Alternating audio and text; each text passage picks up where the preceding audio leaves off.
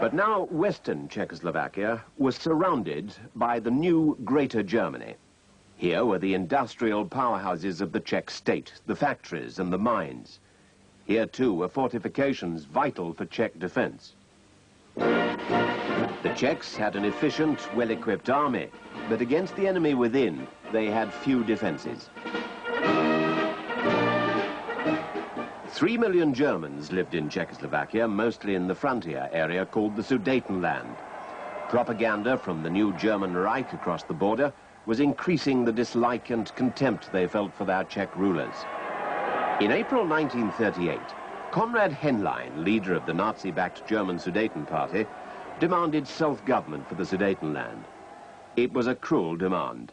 The Czechs stood to lose not just the Germans, but their industrial strength and their defenses as well. The Czech president, Beneš, seemed to have the choice of hanging on to the Sudetenland at the risk of war with Germany, or giving it up to live in peace. If he decided not to give it up, Beneš could count on the support of a Czech people angered by the Germans' demands. He could send out mobilization papers to his army and hope to call Henlein's and Hitler's bluff. Beneš could also appeal for help to France, Czechoslovakia's ally since 1924. But that was a prospect which alarmed the French government, led by Edward Daladier. In April, Daladier flew to London to sound out the British reaction. But he was to be told by Chamberlain to expect no help from Britain in a war over the Sudetenland. The Maginot Line was in fact where France's policies stopped. An immensely strong system of fortifications the French had built along the German border. This was France's answer to any future threats from Germany in the West. But from the concrete turrets of this expensive hidey-hole, the Sudetenland looked a very long way away.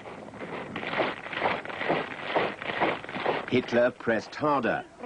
On Sunday, the 12th of September at Nuremberg, he demanded self-determination for the Sudeten Germans and threatened to send them military assistance. Taking encouragement from Hitler, the Sudeten Germans began to arm themselves.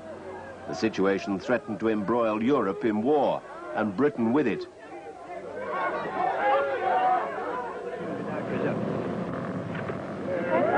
The British Prime Minister, entirely on his own initiative, decided to intervene. He flew to meet Hitler, the German Führer, face to face in an attempt to save the peace.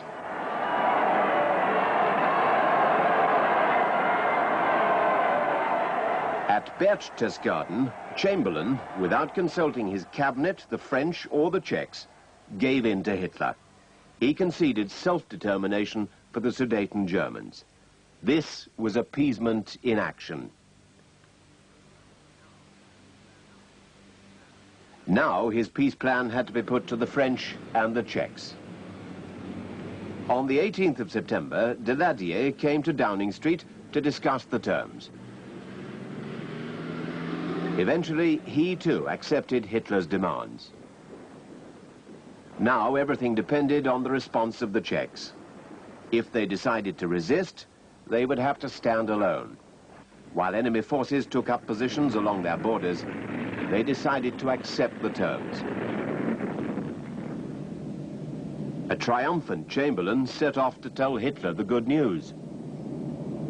European peace is what I am aiming at, and I hope that this journey may open the way to get it.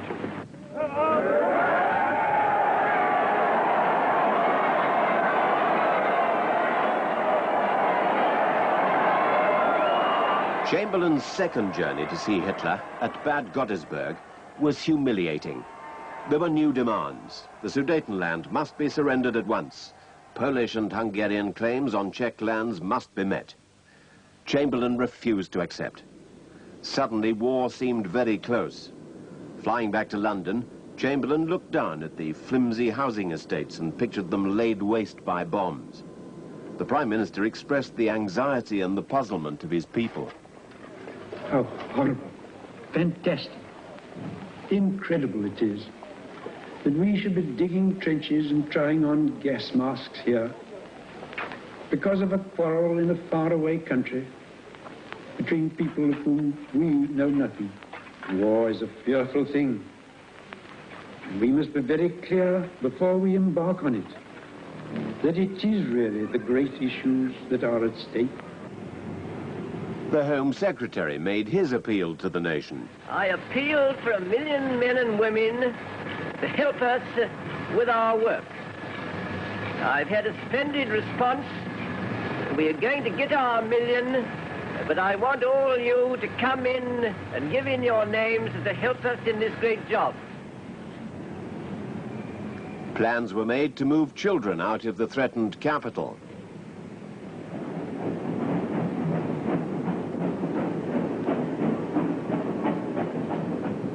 Hurriedly, more aircraft were being turned out. Britain's air defences were still weak and thinly spread. There had to be a way out. At the very least, enough time to get the aircraft program off the ground.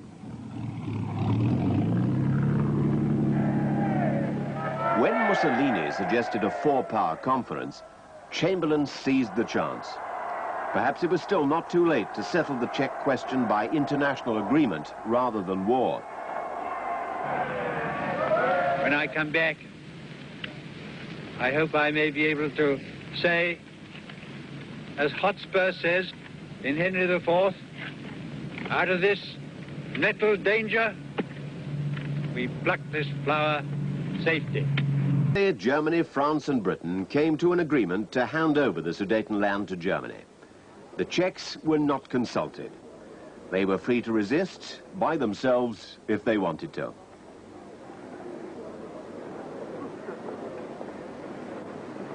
And the peace of Europe was guaranteed by another document signed by Hitler and Chamberlain, the famous piece of paper. I had another talk with the German Chancellor, Herr Hitler. And here is the paper which bears his name upon it as well as mine.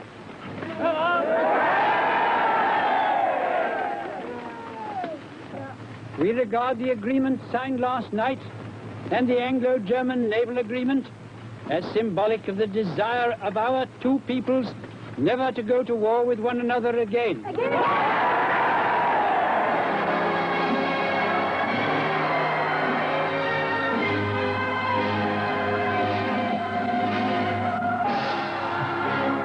Posterity will thank God, as we do now, that in the time of desperate need our safety was guarded by such a man, Neville Chamberlain.